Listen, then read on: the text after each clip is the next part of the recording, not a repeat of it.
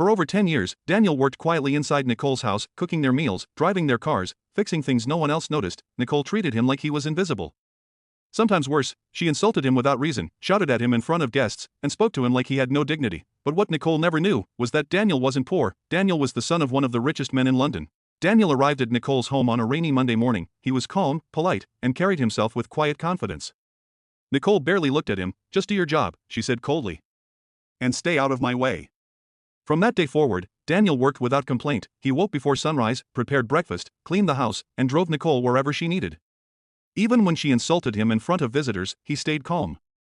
But strangely, Nicole's family felt different. Her husband, Mark, often thanked him sincerely. Her children greeted him warmly after school. Even Nicole's elderly mother would sit with him sometimes in the kitchen, asking about his life. "You're too educated for this job," the old woman once said gently. Daniel just smiled. "Work is work, Ma."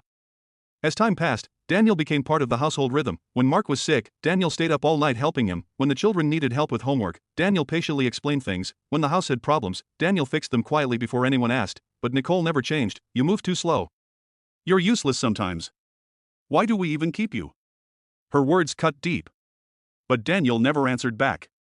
One evening, during a family dinner, Nicole shouted at him over a small mistake. "I'm tired of this," she snapped.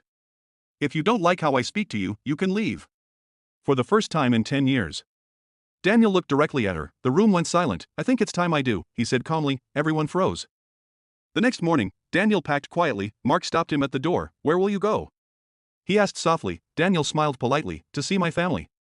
That same afternoon, a long black luxury car stopped outside Nicole's house. The driver stepped out and opened the door for Daniel. Nicole watched from the window, confused. Later that night, Mark showed her a news article on his phone. "Heir to London business empire returns home after years abroad."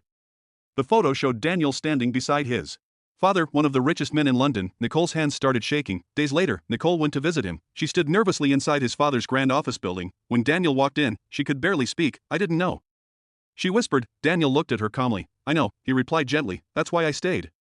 I wanted to understand people, not money." Tears filled Nicole's eyes. "I'm sorry."